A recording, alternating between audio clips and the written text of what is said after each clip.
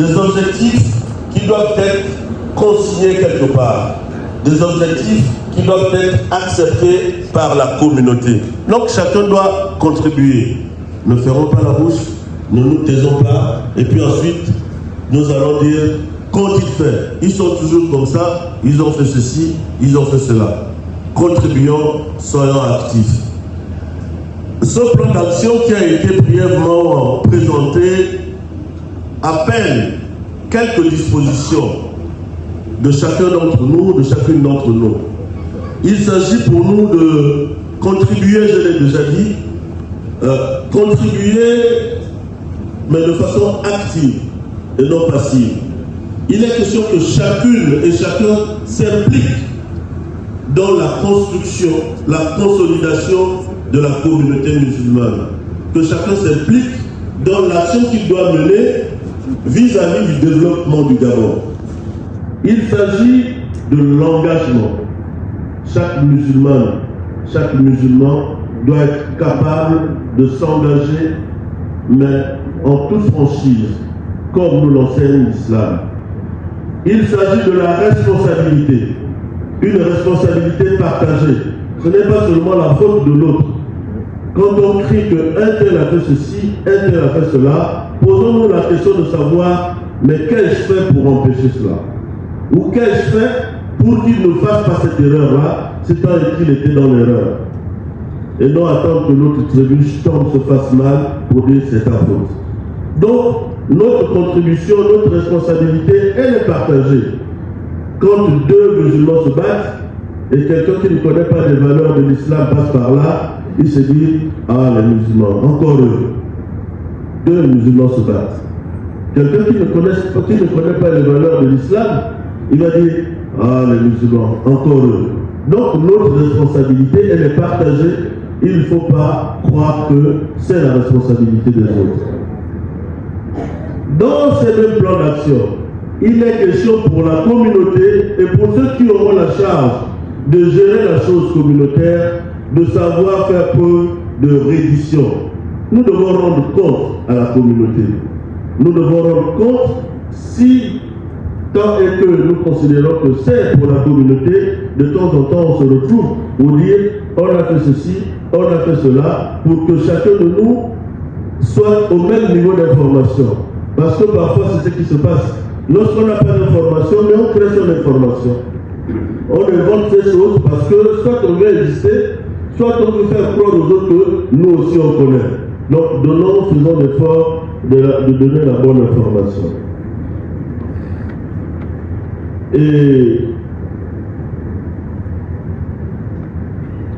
notez que on a évoqué les départements, que ceux qui seront appelés à nous gérer, à nous aider à construire la communauté dans le cadre de l'animation de ces départements, sachent qu'il ne s'agit pas de se servir, il n'y a rien. Mais il s'agit plutôt de servir la communauté, servir le pays. C'est cela qu'il faut se dire lorsque vous accepterez d'aller servir, animer un département. C'est le sacerdoce, mais pour la bonne cause.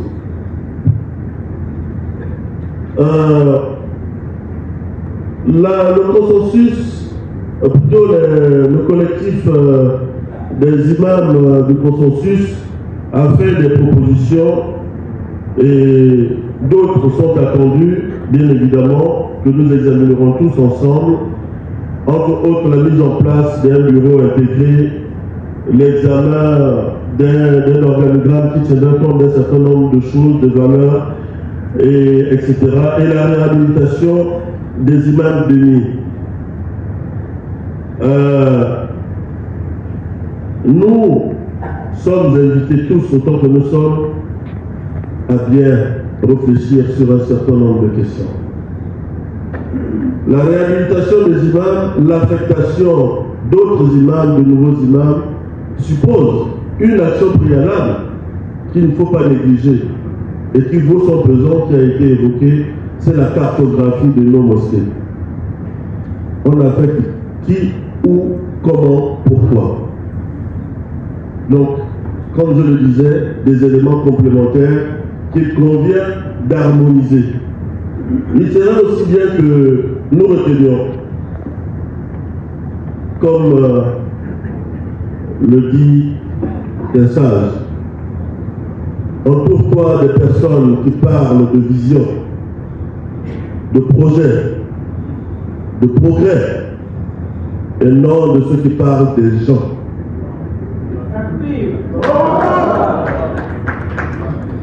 Donc, œuvrons, élevons-nous dans les idées, dans la recherche des solutions pour la communauté, et non dans ce qui nous avilit, les commérages, la médisance, la calomnie, qui sont proscrits en islam. Takbir. Allahu Akbar.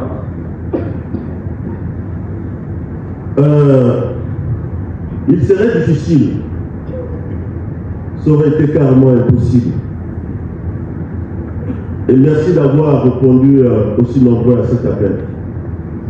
C'est l'une des occasions, effectivement, que nous avons tous, parce que chacun de nous ici représente d'autres de la communauté qui n'ont pas pu faire le déplacement. C'est l'occasion pour nous, effectivement, de témoigner, de renouveler notre reconnaissance vis-à-vis du président de la transition, le président de la République, chef de l'État, le général de brigade, Brice Notaire Olivier Yema. Nous avons vu ce qu'il a fait pour la communauté et continue à faire pour la communauté. Et ce qu'il fait pour la communauté, il le fait, nous le constatons, pour le pays tout entier. Il a des ambitions. Il a un rêve pour le Gabon que nous partageons. Il nous a amenés sur les fonds baptismaux et comme je le disais tantôt à l'entame, qu'il faut que nous aussi, communauté musulmane, que nous fassions l'histoire, que nous ne soyons pas en reste de ce grand mouvement qui vise l'essor vers la félicité du Gabon. Il montre le cap et donc il a la vision. Ce que je viens de dire, suivons celui qui a la vision. Et faisons notre part. Nous